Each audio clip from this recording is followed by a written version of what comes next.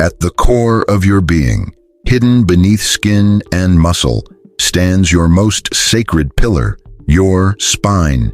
In modern times, we've come to see it as nothing more than a mechanical structure, a stack of bones and discs that keeps us upright. But what if that's only part of the story? What if it's just a shadow of a much deeper truth? For thousands of years, from the jungles of Mesoamerica to the peaks of Tibet and the deserts of the world, ancient healers and shamans shared a secret that modern science is only now beginning to understand. The spine doesn't just hold the body up. It carries the life force itself, channeling and distributing energy through every part of us. These healers saw the spine as the river of life. Each vertebra was an energy gate, and the spinal cord was the physical expression of consciousness. To them, back pain, especially in the lower back, wasn't just a physical issue. It was a clear message, a cry from the body that the soul's current had become blocked at the base of this sacred channel. While modern medicine blames posture, mattresses, or muscle strain, the ancients looked deeper, to blockages in the spirit. And in a world where millions now suffer from chronic back pain, their forgotten wisdom is resurfacing, not as myth, but as a practical, powerful solution. We're about to uncover that ancient knowledge and bring it back to life through a sacred 90-second ritual. One that not only relieves pain in ways modern methods often can't, but also reawakens the powerful energy dormant at the base of your spine. In the next few minutes, we'll take you on a journey into the core of your sacred anatomy. First, we'll find the true source of this hidden pain, a deep muscle that ancient Taoists called the muscle of the spirit. Then, we'll explore how shamans and masters viewed the spine as the channel of the energy serpent. You'll learn the complete 90-second ritual, step by step, understanding how each movement restores flow and balance. Finally, we'll connect this age-old practice with what modern neuroscience and anatomy now confirm about spinal health and nervous system release. This isn't just an exercise. It's a reconnection with the axis of your being. It's a key to unlocking the lower gate of your energy channel. Prepare to awaken the life force resting at the base of your spine, and remember the self-healing power that's always been within you, even if you've forgotten it. To understand the brilliance of this ancient ritual, we must first look through the eyes of the healers. When a shaman saw someone with chronic back pain, they didn't see a problem with bones or discs. They saw stagnation, a knot in the flow of life itself. Pain, to them, was energy made visible. The current of vitality had become trapped at the base of the spine, unable to rise and nourish the rest of the body. Modern anatomy has given a name to the physical guardian of that energetic gate. It isn't a bone or a nerve, but a muscle, one that sits deep in our core, directly linking the spine to the legs, connecting the upper body to the lower. It's called the psoas. This muscle is essential for walking, standing, and even breathing through its connection to the diaphragm.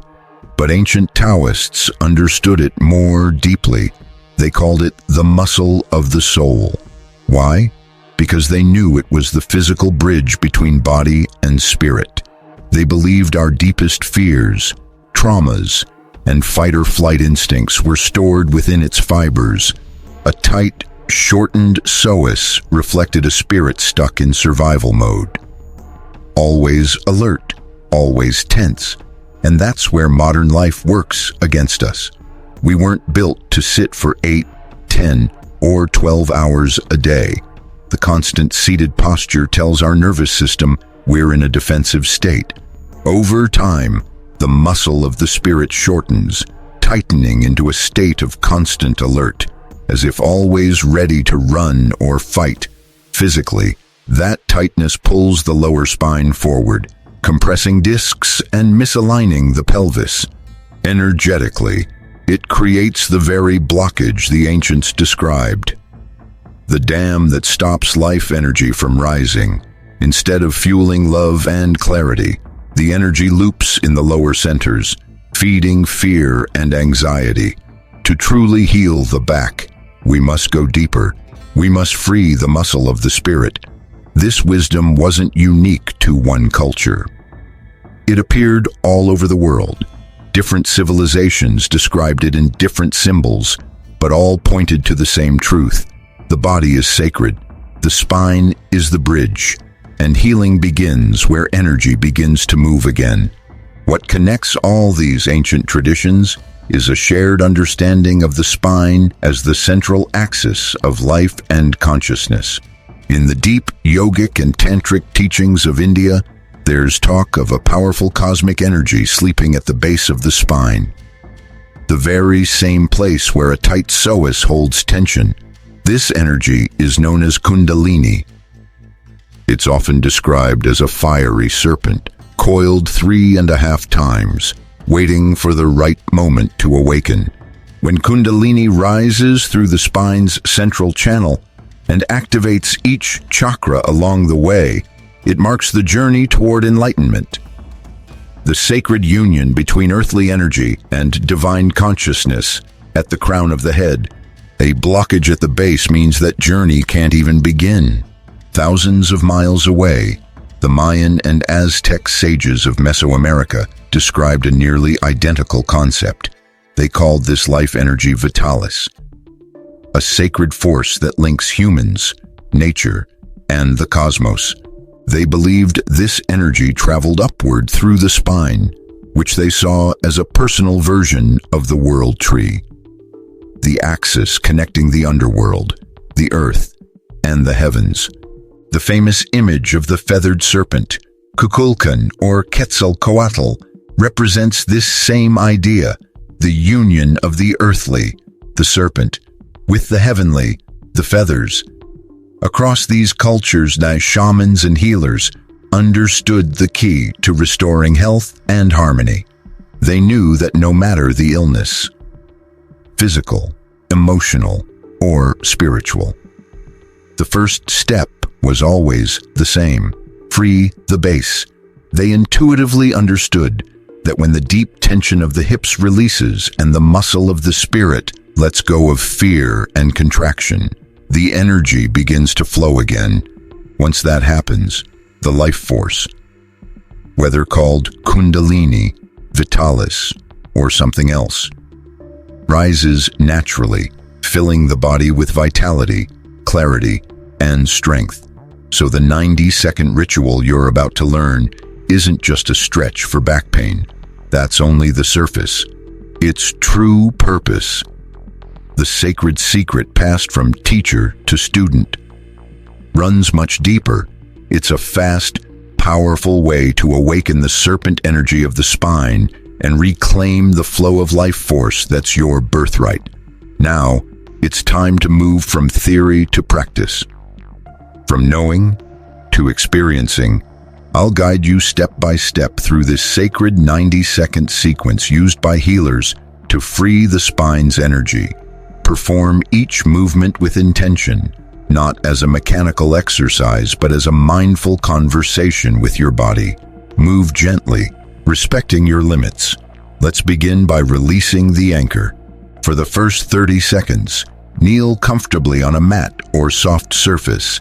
If you need balance support, place a chair or cushion in front of you. Step 1 foot forward and plant it firmly on the ground, bending the knee to a 90-degree angle, like a runner at the starting line. Keep the other knee resting on the floor behind you. Keep your torso upright and your hands on your hips or support. The key movement is a gentle forward and downward press of the hips.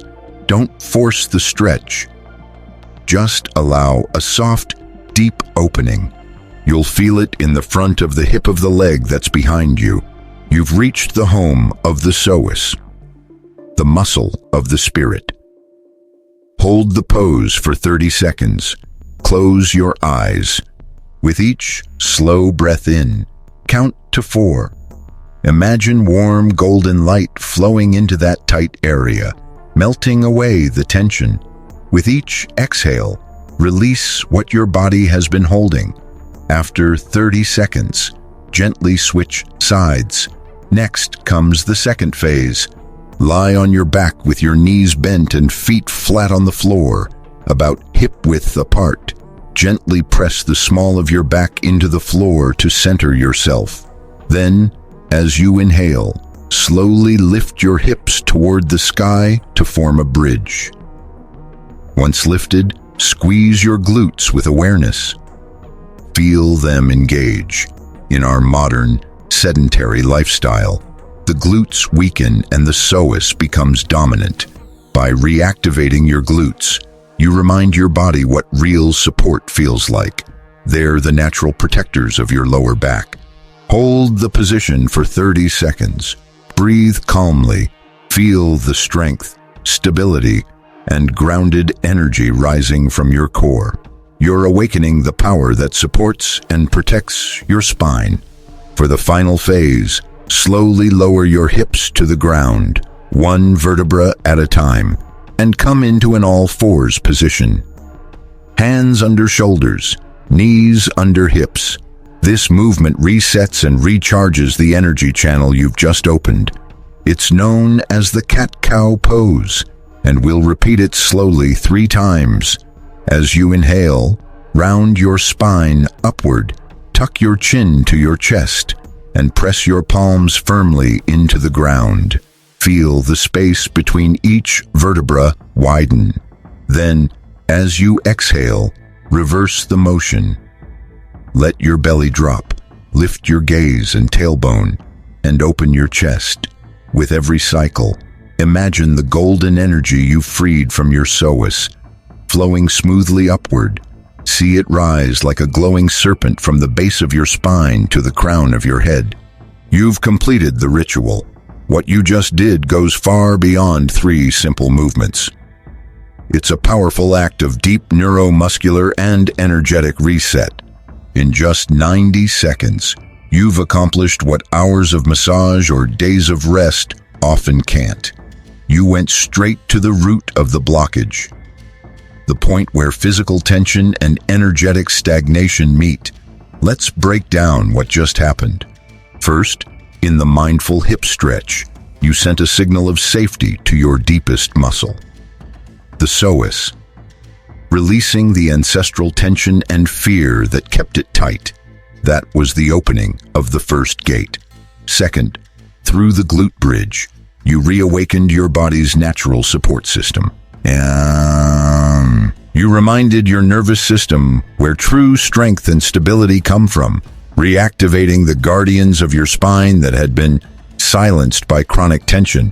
And third, with the cat-cow movement synced to your breath, you circulated that newly freed energy through your entire spinal column, revitalizing each vertebra with fresh blood flow, flexibility, and life force.